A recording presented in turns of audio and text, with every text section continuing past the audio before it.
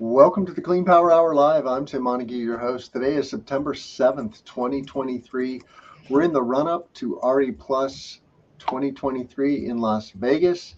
That has me really pulling my hair out, the little that I have left. Welcome to the show, John Weaver, Hey, aka Tim, Commercial Solar Guy. I know all about the hair pulling events, Timothy. So, uh, yeah, it is stressful to pull a week and a half out of your ongoing business to go to a conference, even though you know the conference has a lot of value, has a lot of handshakes. It's good energy. To some degree, it's not a vacation because you're going to work, but it's different and it's challenging. Like for instance, you were just telling me that you don't have your microphone because it's in shipping there, and that's conferences are great. They're awesome, but it's also hard work to go to a conference. And yeah, absolutely. So I'm totally looking forward to it and totally stressed out by it. So absolutely. Yeah, So I hope everybody here is also listening to us is also going to the conference so we can shake a hand. Tim is going to have a booth.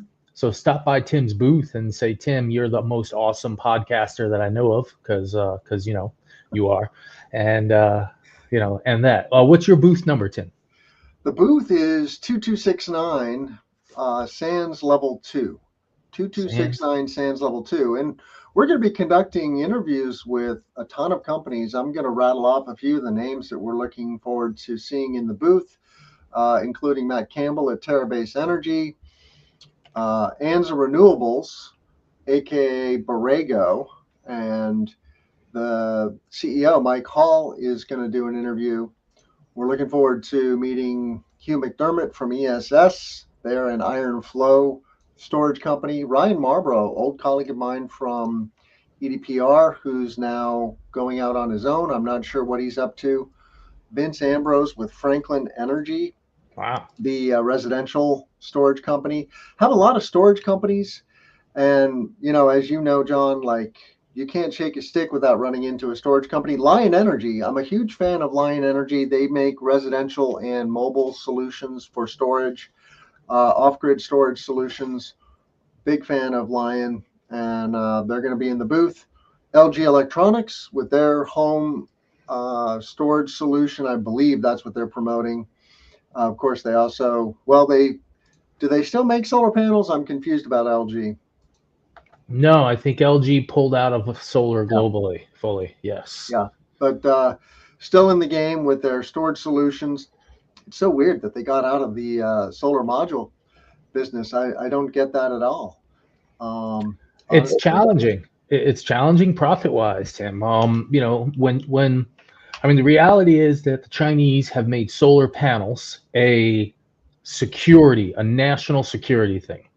And they push the volume. And we're going to have a story about this very quickly, actually. But when you're competing against a country, a nation that has said this is fundamental, and everyone else is trying to be a capitalist, you got a different machine going on.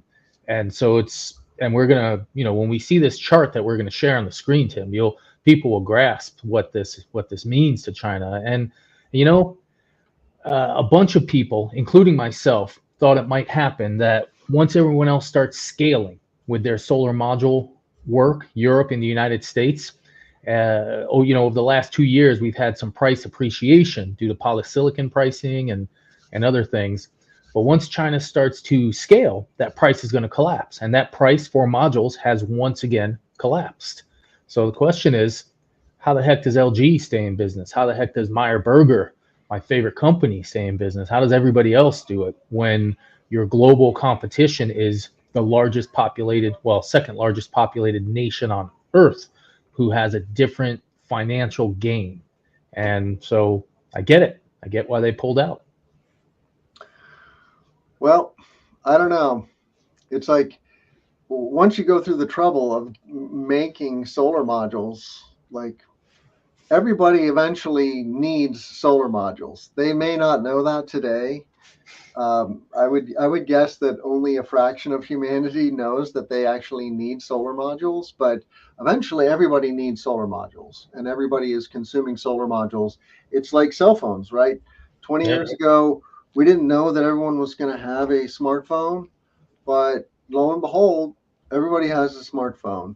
And so, yeah, they're somewhat of a commodity.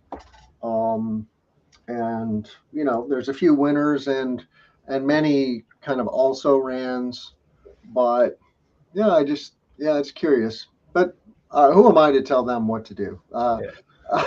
That's a great booth lineup, by the way. Just we got off track, but you got a great lineup of people that you're interviewing. So I mean, it's really a bunch of well, people. yeah, I took the gloves off. Normally, we're very exclusive about who we bring on the show in general, because we need partners. We need companies that can support the show, not just bring their content to us, because we're swimming in content. And so we're looking for partners like Chin Power Solutions, our annual sponsor. We're grateful for them, and we're going to be doing an event in their booth. I think it's I will look that up. What is their booth? 2521. So check out Chin Power Systems in booth 2521, the leading manufacturer of three-phase string inverters. I'm going to be doing a recording there on Thursday at, I think, around 10 o'clock. So, and I wanted to give a shout out to Mike Casey at TigerCom. He and I and two of his colleagues, Melissa Baldwin, who's also with TigerCom, as well as Mark Sokolow, who used to be with TigerCom but is now with Q Cells. And this is a segue into our story about Q Cells, because Q Cells is my favorite brand in North America. It's a Korean company, but as far as solar panel makers that operate in the U.S., Q Cells is my favorite brand. I don't know if you have a favorite. Oh, you do have a favorite. It's called Meyer Burger, and they soon will have a solar panel manufacturing plant in Colorado, right? Yep. Solar modules in Colorado, and no, solar modules in Arizona, solar cells in Colorado.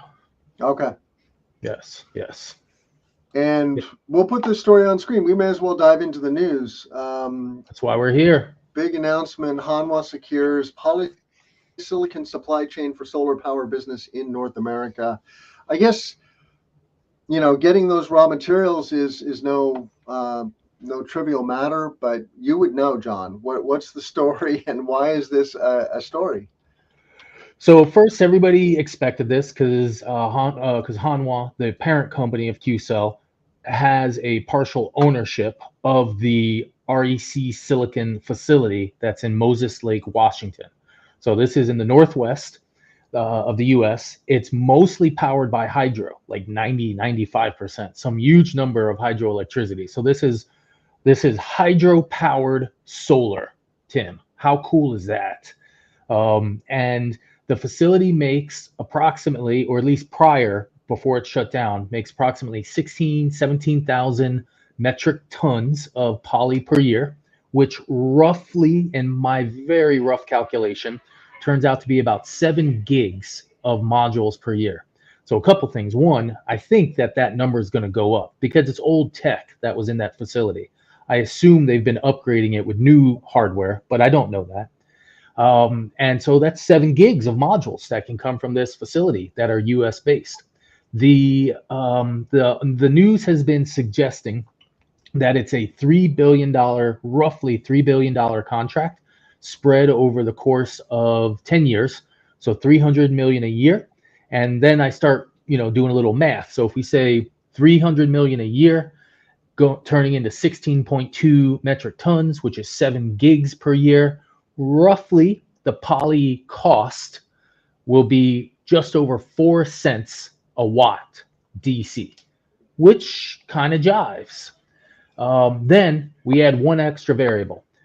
Right now, the IRA will pay REC Silicon $3 per kilogram, which turns out to be 3 cents per watt, roughly. So that means REC is going to earn about 7 cents a watt for their silicon production in the United States, which is really interesting to us. The U.S. does not have any other poly manufacturing.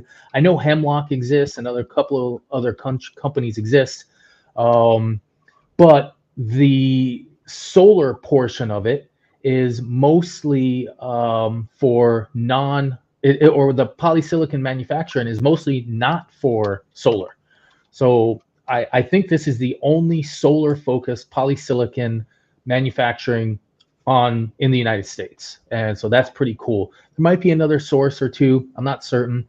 They're also sourcing the silicon metal, at least some of it, from Mississippi Silicon Solar or something like that. So a company down in the southwest or southeast Mississippi, probably, where they're getting the metal from. And so this is a borderline true, supply chain, at least North America supply chain. So is REC Silicon no longer affiliated with REC, the solar panel company?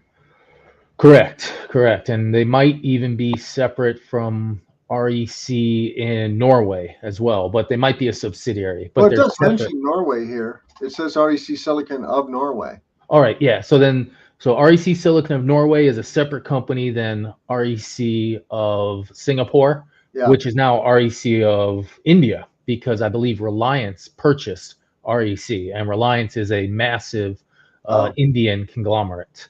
So yes, they are separate legal entities, separate groups. Yeah. And so, but this is cool. This is poly being made in the U.S. It's going to travel across the country to turn in some modules down in Georgia. And that's really sweet. I like that. Yeah. And this leads into the next story, which is that Clean Energy Associates has published their quarterly,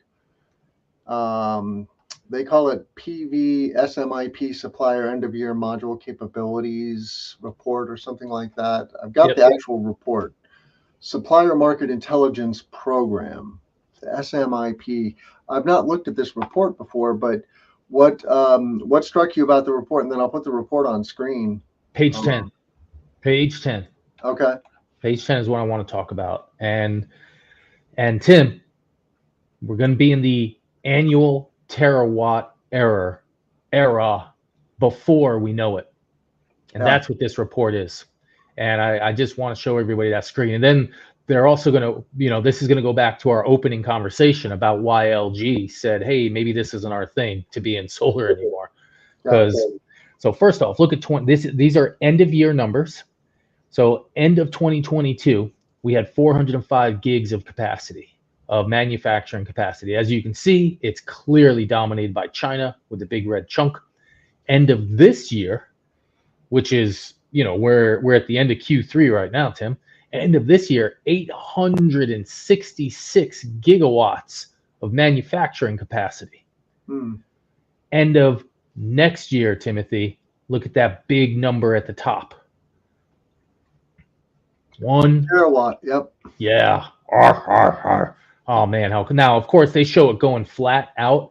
Nobody knows what the heck China's going to do for the next decade. They're doing what they need to do. This is national security type stuff. Who knows what's going to come after that? It's definitely not going to go down, and it's definitely not going to stay flat. But who the heck knows? Because if we believe that we're only going to install like 400 gigs this year, then that means the capacity factor of this 866 is somewhere close to 50%. It's not exact because that's an annual ramp. And so at the beginning of the year, it's 405. At the end of the year, it's 866. So maybe the average over the course of the year is availability of 600. Who knows? But with that, we see that the capacity is coming, man. And next year, no, let's say a little more refined. In 2025, we will be able to potentially deliver a terawatt of modules to the world. Now, where the heck we're going to install them, what power grid can accept all that capacity, I don't know. But I do know that China is watching it and making a plan for a reason. And so for China to have 930 gigs of manufacturing capacity starting in 2025, there's a reason for it. I think that 200 gigawatt number that we see being installed in China this year might be a little different next year. Might be 300, might be 400. I have no idea. I'm not, Xi. I don't know his country, but man, that's something going on there. This year China might install 200 gigs. You know how much solar is installed in the United States right now? 153, 155 gigs. China will install more this year than the U.S. has installed in total. By the end of this year, we'll be at like 170-ish. I mean, anybody who says, "Oh, what about China?" Yeah, what about China, bro? What about them? What about getting lapped of our last 20-year, Tim? All the work you and I have done, worked our butts off. Bam, China. Let's do that this year.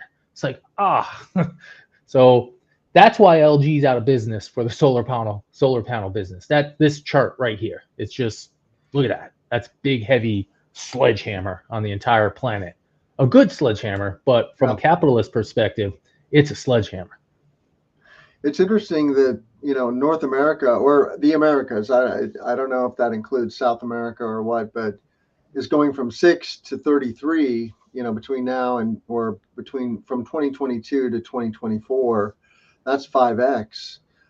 So that's the Inflation Reduction Act. Yep. In short, really, right? It really is. Mexico is going to get a couple of facilities, Maxion, and maybe Brazil. If we're talking South America, it's Brazil. Really, that's the only group. But yeah, and so that. So yeah, that's just it's just massive. Just seeing that list, and I'm going to write an article. Terawatt in 2025. Oh my goodness. What's going to happen to module pricing? Module pricing's already collapsed. Modules, the spot market for modules in China right now is 15 cents a watt. 15 cents a watt, dude. When I started solar, it was $4. I can't even think. What's 15 into 400? 15 times like 5, 10. It's just a math. So it's more than 10. We're talking like 30. It's just dropped by 30. By 25 to 30x is how much the price of a solar panel has dropped since 2008. It's not even that long ago. It says one supplier will bring U.S. wafer and ingot online. They're referring to Q-cells, I assume? U.S. and yes, that's it. But isn't Meyer Burger going to be doing wafer manufacture? Well, not wafer. Norsun has stated that they are exploring doing wafers, and if they can get the offtake agreements in place, then they're exploring it. As of right now, Meyer Burger is buying on the spot market from China. So as of now, the only official wafer group that's really got firm plans is Q-Cell. Now there's that other group who says they want to do 10 gigs of wafers. But they've been talking about doing perovskite. They've been talking about doing this and that, cubic PV, and in New York. So if they get that 10 gigs of wafers online, great, more power to them. I want them to do it. But let's see. Anything else from this report we should talk about?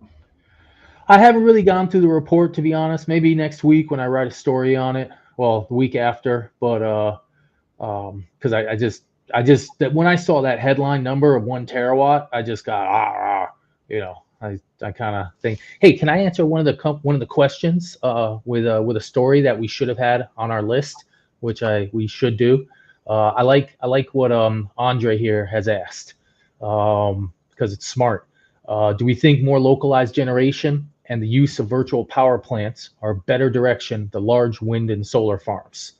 And first, I want to say that Texas, in the last week or two, and maybe we even talked about it last week, Texas approved virtual power plants to power the grid, to be part of the grid solution. And first off, it's cool that Texas is following California. I just want to piss off everybody from Texas by saying that. Texas follow California on wind, follow California on solar, follow California on energy storage, follow California on virtual power plants. But it's also leading the other 49 states, right? Great. They should. They need to catch up. They're the second largest state in the union. They got some of the best sunlight in the union. It's their job. They're catching up to where they should be. They've been underachieving, Timothy. But now they've learned where their bread is. They've learned where their bread is buttered. And so, do I think we should have more localized? Heck yeah. Do I think we should get rid of large distributed stuff? Nah, I think they're complementary. For instance, wind is very valuable, and wind is quite complementary to solar. It's heavy in the summer, it's heavy overnight, and winds, as of yet, people talk about these vertical turbines or their rooftop turbines, and that's warm and fuzzy stuff. But as of yet, nobody's deployed it. And until somebody does, me, who's a wind neophyte, I can't say, yeah, distributed wind, great, because it's not real yet.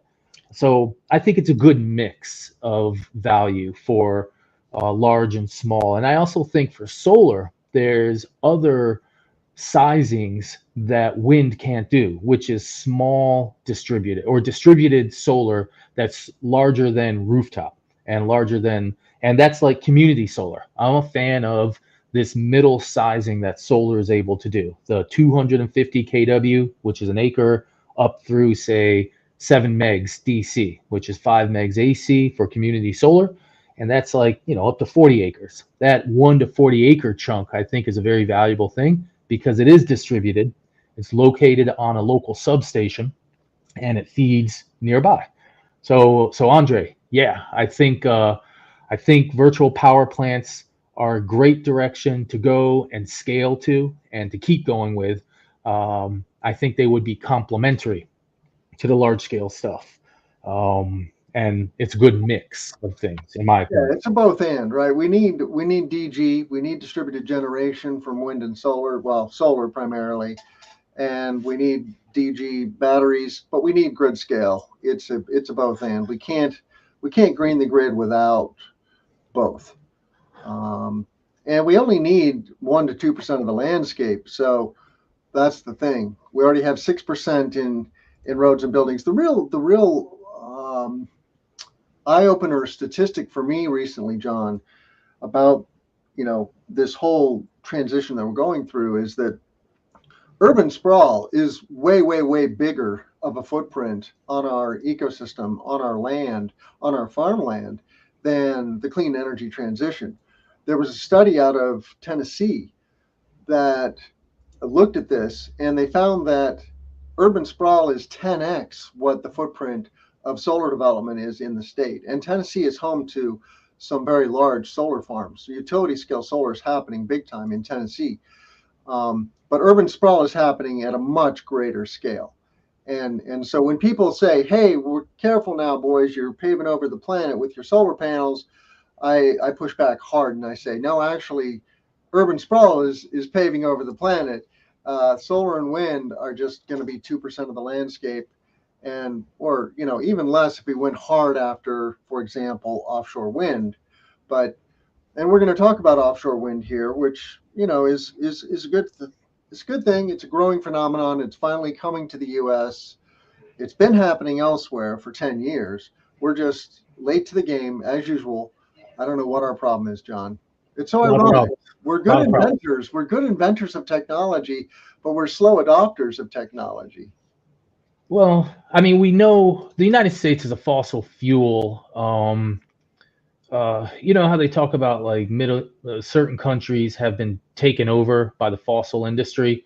We know that half of our political structure is, and even more than half of our political structure is on the payroll of the fossils because they just have so much capital. They are just so ingrained into society, and so many people are dependent on these jobs. So, we know what happened in 1980. Well, we read about it, and we were young people at that time. But in 1980, we had a fossil fuel advocate come on and pretend like Jimmy Carter wasn't real. And while Jimmy Carter was pushing coal, he was also conscious that we needed something better to defend ourselves against fossil fluctuations. Then we had 15 straight years of right-wing anti-clean energy. And bam, that kills a whole bunch of stuff. Then we get 8 more years of George W. Bush, who's just a straight up oil man. And there goes another hack for another lost decade of potential renewables. And then Obama had to do what he had to do because he lost control of Congress and he had to do all of the above. So now we're at 2016 and then we have Trump. And it's like, so it's very clear why our clean energy industries have come along slowly, even though we invented the modern silicon solar cell at Bell Yep. Labs back in like what, 55, 53, something 54. like that. 54, there we go. So it's clear why we're, made a whole bunch of money somewhere else and decided, let's screw the environment. Well, let's talk about offshore wind. There Yep. was a procurement recently. This is somewhat related. The story is about the world's largest offshore wind turbine. I'll put this on screen. World's largest wind turbine takes on typhoon, comes on top. This is in a website called offshorewind.biz. It's an interesting story, John. I'm not convinced, but we had a procurement recently for offshore wind in the Gulf of Mexico, right? And this includes parts of Texas and Louisiana, and there was only one bidder in that RFP. I can't remember who that was. I think it was the Danish wind company, but Orsted. it was considered a failure. Yep. And I've just heard a few other analysts discussing this, and the signal was pricing wasn't conducive. What the developers could produce in terms of a price, meaning the risk was too high, and the risk is what's happening in the Gulf now, right, and off of Florida, called hurricanes. Hurricanes are not friendly to wind turbines, and it does. This story is about wind turbines surviving a typhoon, but the miles per hour in this story were not that convincing to me. The question to you, John, is can we invent wind turbines that will withstand 150-mile-an-hour winds? There's not a lot of stuff that can withstand 150 mile per hour winds that isn't a concrete bunker. I mean, I'm from South Florida, and I've had to deal with 185 mile per hour wind code. And I've seen the buildings that are built to withstand 185 mile per hour wind cones, and they are bricks.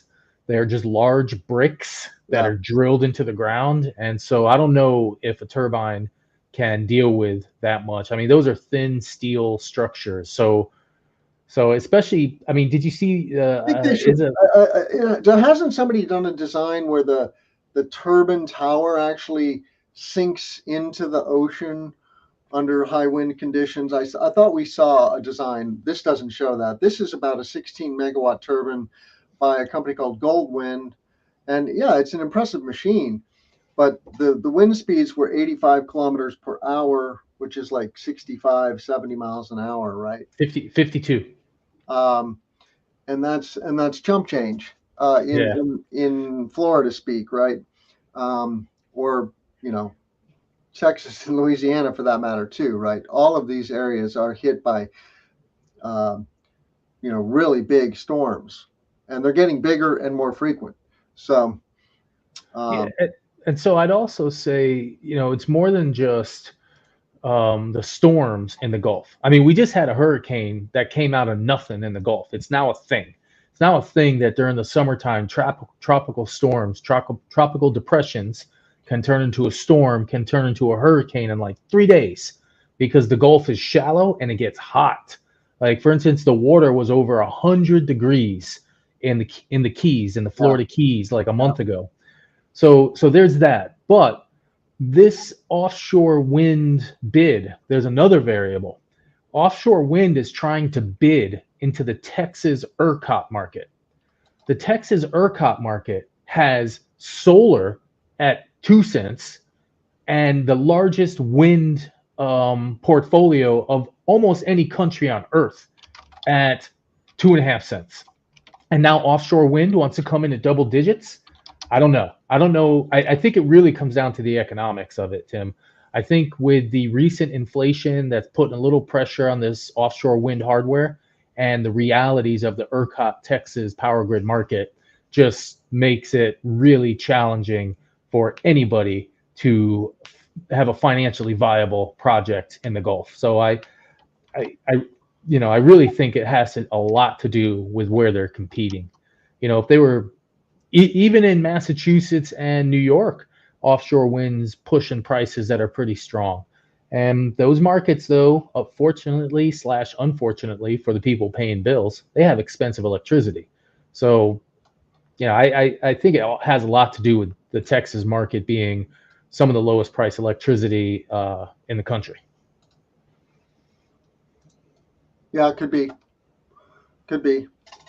Um, So I bid a bid that 2 years ago might have looked better. It's a little bit off this year. what do you mean?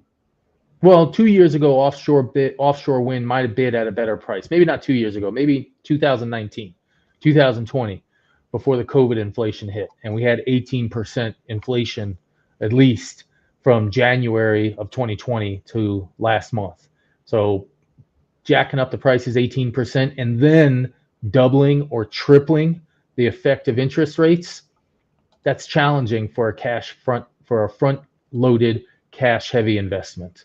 So it's a combo of factors: hurricanes, big risk, cheap market they're selling into, inflation, interest rates. That's four heavy punches from a Mike Tyson quality enemy, and just it's challenging. It's challenging. This is not going to be, and I love the fact that offshore has to compete with onshore and solar because I don't know, it's just cool. But we'll see. Maybe in a couple years the market will do what it's got to do and there'll be some competition, but not yet.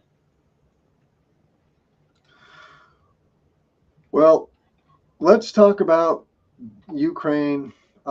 Ukraine has kind of upended energy markets in Europe, and I'm struggling to get the story on screen. If you can put the story on screen, but what's the story, the latest on the impacts on the clean energy industry from Ukraine? Well, this story specifically was getting about them installing solar power during a war. I mean, there's just something hardcore, like really hardcore, about installing solar in a war. I mean, Oh I yeah, can't. this is near Chernobyl, right? Oh, I don't know exactly, to be honest. Oh, look at this giant thing for power. Yeah, I Sign think up, log in.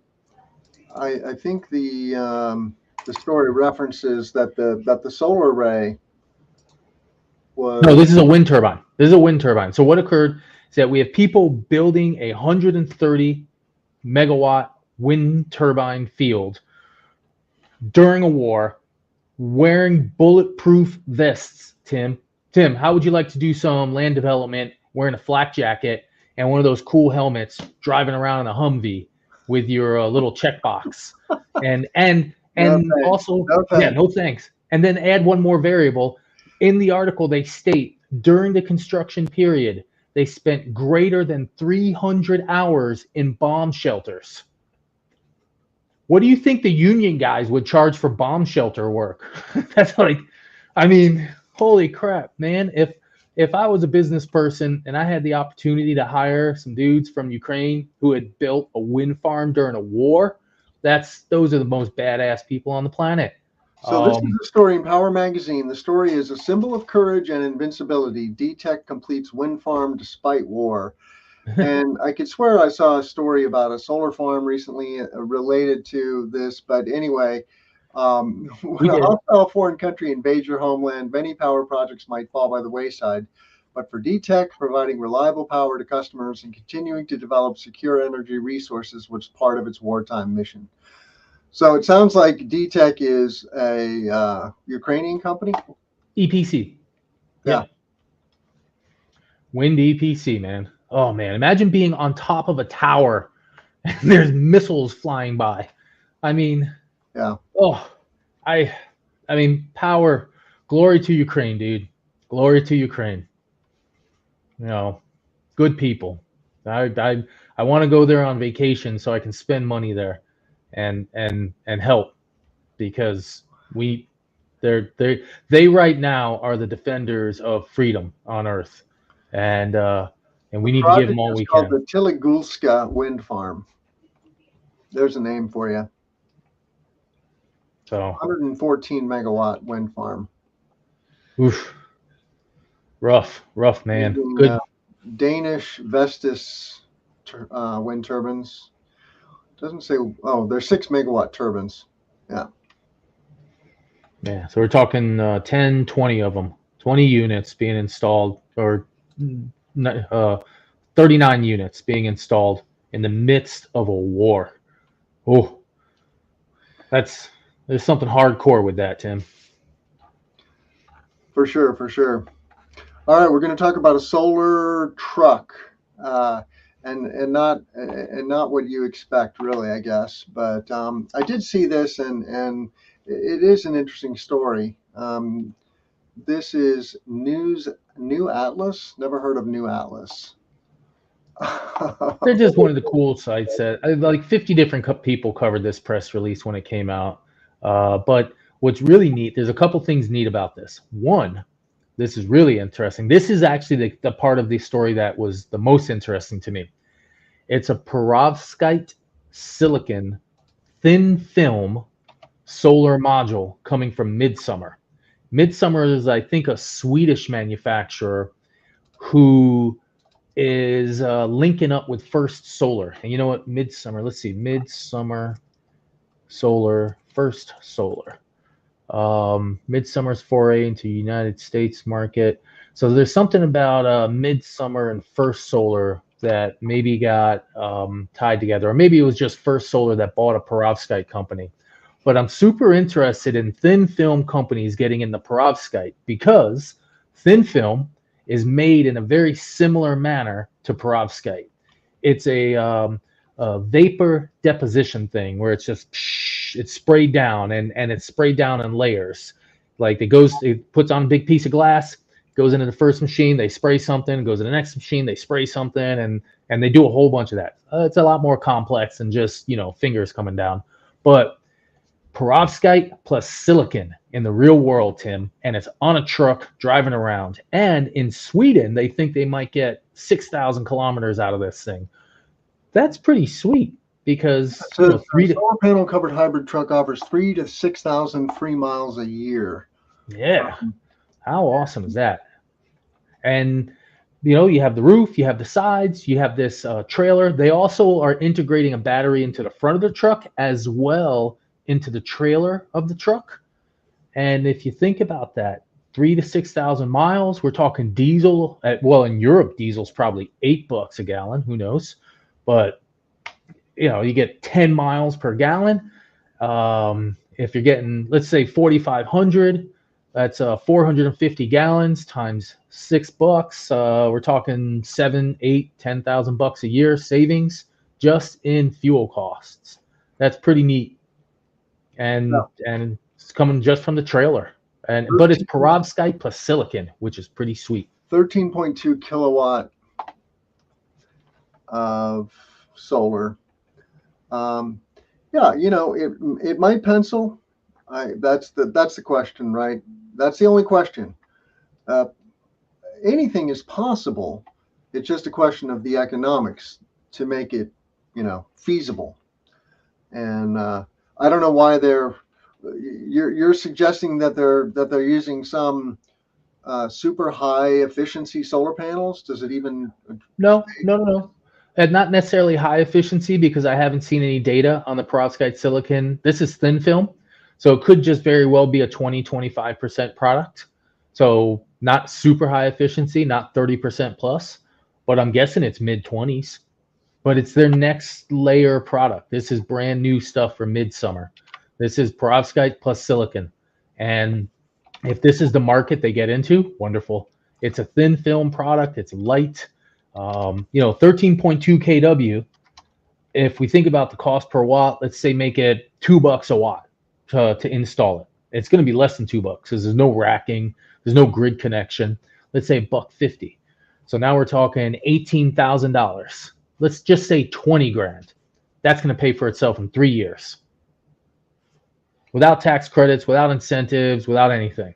If it offsets 6,000 miles a year, that's 3 years. It's probably less than that. It's probably closer to 2 years. But I have to do the math, hardcore math, to talk to them and sit down with some Swedish engineers. But I think it pencils. My thumb in the air type number, it pencils. So I just But I was really excited to see perovskite plus silicon because occasionally, Tim, you've heard me mention perovskite plus silicon, maybe even once or twice on this show. So, oh, seeing perovskite in the real world is exciting to me. Makes my toes tap. Yeah, these guys at Midsummer, I'm just looking at their website. They're really into building integrated solar panels. Yeah, I actually messaged them once a year or two ago because they're making a rollable thin film product for Yeah. residential markets, and they're aiming for the metal seam roof so that they can fit in the rows in between. And when I messaged them and I said, "Hey guys, you should come to the U.S. because in the Northeast, we have a big thing happening where there's a lot of metal roofs being sold." And if you guys could roll out your product on those metal roofs, that'd be great. People love it because you don't have to like drill into their roofs. Yeah, it's that center one, and that's something that's coming. And I think you're going to start seeing residential, middle-sized roofs or midsummer solar roofs with thin film in a roll that will just roll out and Well, stick you to the could buy roof. that. You could buy that product in the U.S. from Merlin Solar, right? Well, Merlin Solar isn't a rollout. Merlin Solar is a roughly standard size solar panel that's just a sticker. It's Um, not a standard size at all. It's a very unique size. is But it? Okay. anyway, these guys in Sweden are making a tile integrated solar panel. Uh, you know, a very narrow, long, skinny one for metal roofs, and I don't know what this other one is. Something for membranes, but it's all about thin, and we need more and better products for solarizing all different types of roofs and roofs that are mechanically constrained. Not every roof can accept traditional solar panels because the load is too high, right? And well, I mean, there's also just the fact that people don't have an interest in risking putting holes in their roof. I mean, that's just Yeah. reality.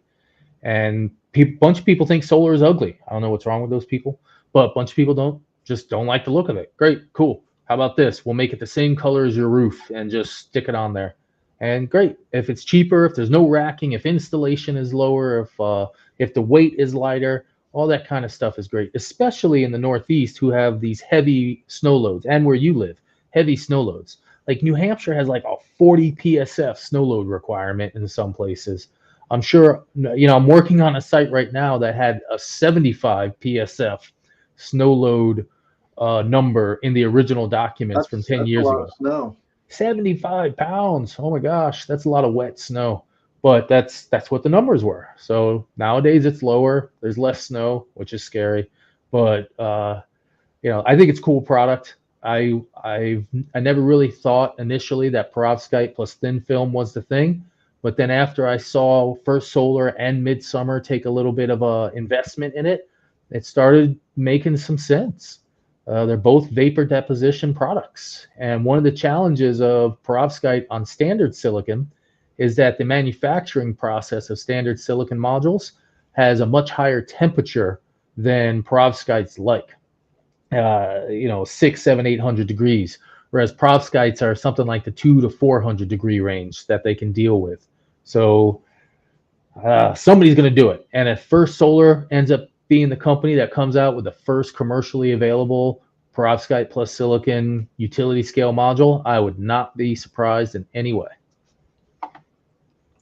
Well, let's talk about the land of enchantment. Story in Arizona Public Radio, KNAU. Largest renewable energy infrastructure project in the U.S. breaks ground in New Mexico. That's a bold statement. I don't know if I believe that statement, but Well, if you look at the 8 to $10 billion price is the key driver of the largest, and it's a set of power lines. And then I've heard, and I haven't seen the details on it, it's been suggested they're going to connect to the largest wind farm that's going to be built in the US, a 2 to 3 gigawatt facility. And that's going to be the largest renewable facility. So that's what the goal is. Yeah. So And they're I'm building a big wind farm in New Mexico, and then wheeling the power with this project to Arizona and California. Is that the gist of it? Yep. And and one thing that's really kind of neat, well, what neat, but maybe by the time it gets deployed will be less valuable. But the wind farm in New Mexico, and I looked this up, the sun sets in in Albuquerque, New Mexico, and roughly an hour and 45 minutes before Los Angeles. If the wind starts to pick up at say 4:30 Los Angeles time because it's 6 p.m. and the sun is setting in New Mexico, Yeah. that's pouring straight into the evening peak of California. And it's going to start at 4:30 before the sun starts to hardcore drop in Cali. And that for California, for the CAISO market is going to be really, really valuable. And and then if we have offshore wind in California, where that will be, well, it won't be any appreciable distance off the coast relative to the sun setting, but we have those two sources of electricity, wind power complementing each other. We're going to have wind available from 4:30 p.m. until 7 a.m., 8 a.m. And then what happens at 8 a.m. in California? The sun comes up beautifully and the solar starts pumping. Um, really, really interested in that. So I, for the one negative of this though is by the time this facility comes online in like a decade, for California's sake, they're going to have so many batteries in place that the evening peak, I have a feeling, is going to be a story that we read about. Back in my day, Sonny, back in the early 2020s, we had an evening peak at 50 cents. But nowadays, with these newfangled batteries, and it's going to be something like that, and the economics of that wind farm are going to be a lot less valuable Well, than they were. I mean, the story points out that the USDOE has estimated that we're going to need 60% more transmission by 2030 and 3 times as much by 2050. And that's the thing, John, is we're going to just be pumping a lot more juice around, period.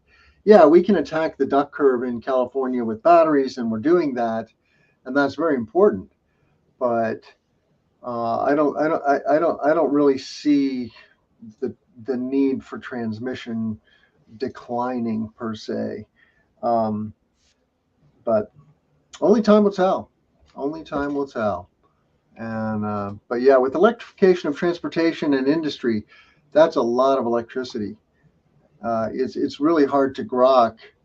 I mean, we're going to have to get much better at expediting infrastructure. Period. Right? Even if you did all community microgrids, and I'm looking forward to an episode that's dropping in 2 weeks with Craig Lewis, who is the director of an organization called Clean Coalition. Check them out, Clean Coalition, based in California, that is working with utilities to basically take funds that they would normally put into transmission and distribution lines and build community scale microgrids, solar, wind, and batteries, but at the scale of serving hundreds of thousands of people. That is a much better use of those infrastructure dollars, and the utility still wins because they have these cost plus financial contracts with consumers, and then you get resiliency plus, right? It's not just a bunch of wires, it's wires and batteries and generation, and the ability to isolate and power your community when the grid goes down, which it's going to do. That's the future. I think transmission and batteries are going to fight a lot more than people think.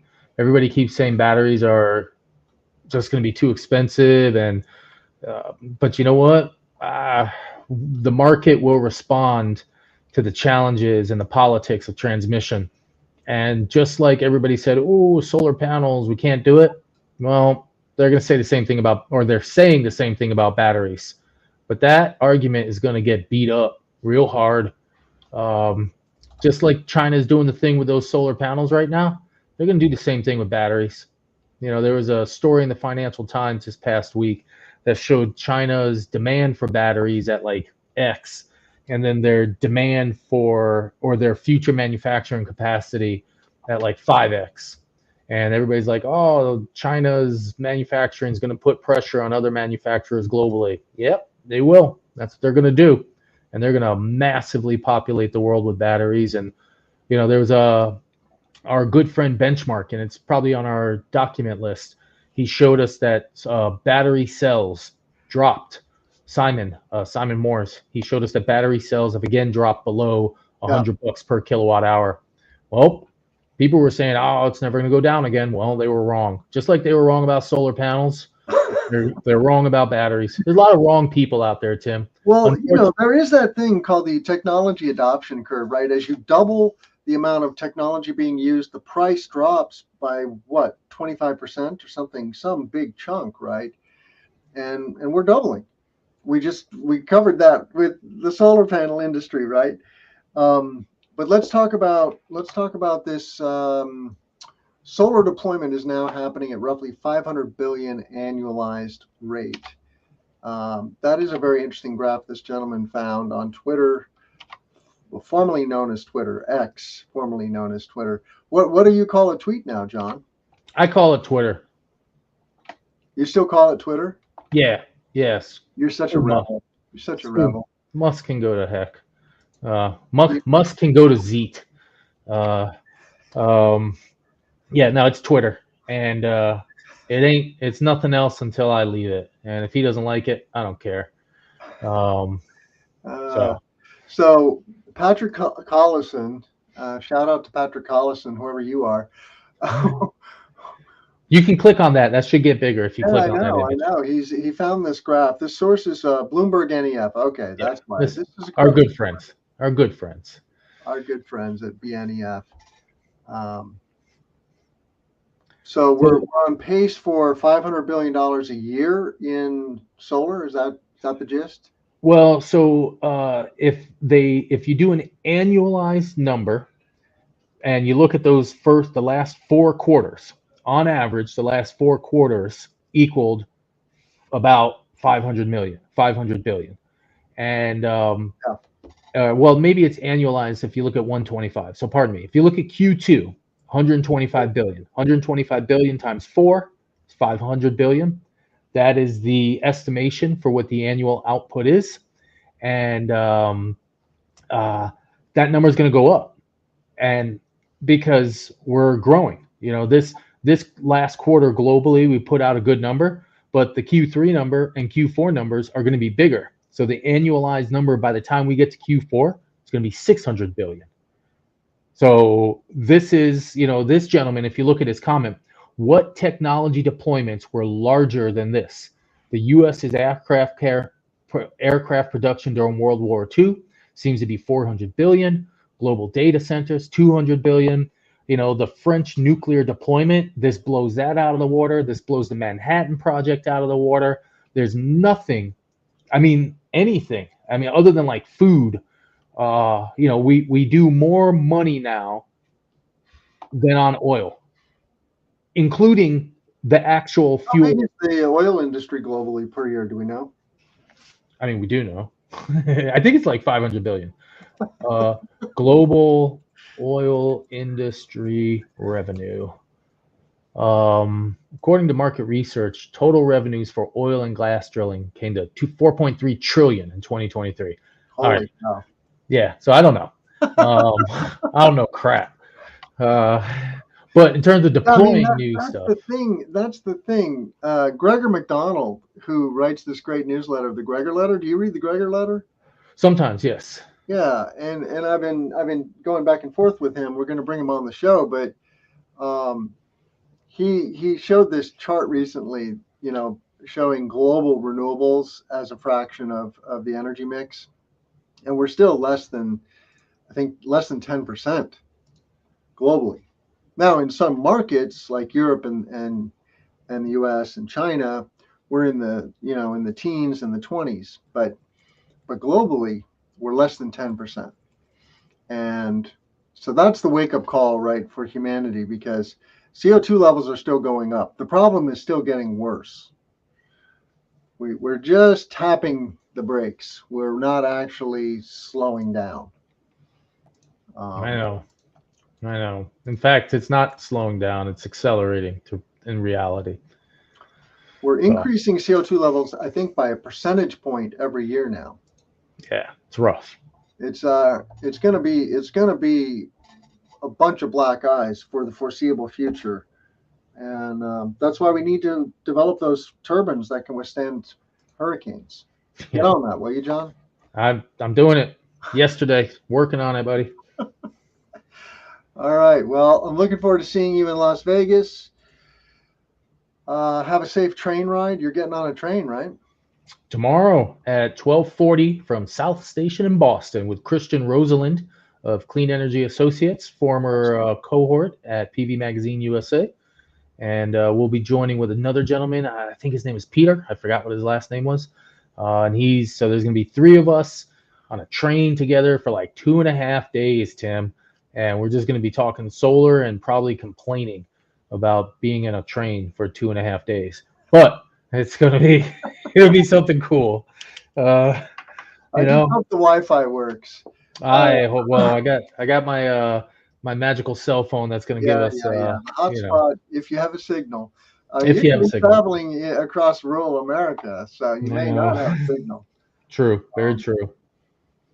well, besides on that 2-day train ride, how can our listeners find you, Mr. Commercial Solar Guy? They can visit my website, commercialsolarguy.com. Got to update that website a whole bunch. There's a great SEO web designer out there who follows up and is reasonable in their work effort. We need somebody. Our last guy was a little too busy for us, and but we got to work on that. But commercialsolarguy.com plus Solar and Mass on Twitter and John Fitzgerald Weaver on LinkedIn are the best places. And Tim, when people want to come to you and figure out how to market their new product in the solar industry or to get us to talk about them on the Clean Power Hour, where should they go? Yeah, email me at tim@cleanpowerhour.com. Check out cleanpowerhour.com. That's where all of our content lives. And give us a rating and a review on Apple and Spotify. Tell your friends about the show. Subscribe to our YouTube channel and reach out to me. We love hearing from our listeners. We look forward to seeing many of you in Vegas next week. And with that, I'll say, I'm Tim Montague. Let's grow solar and storage. Take care, John.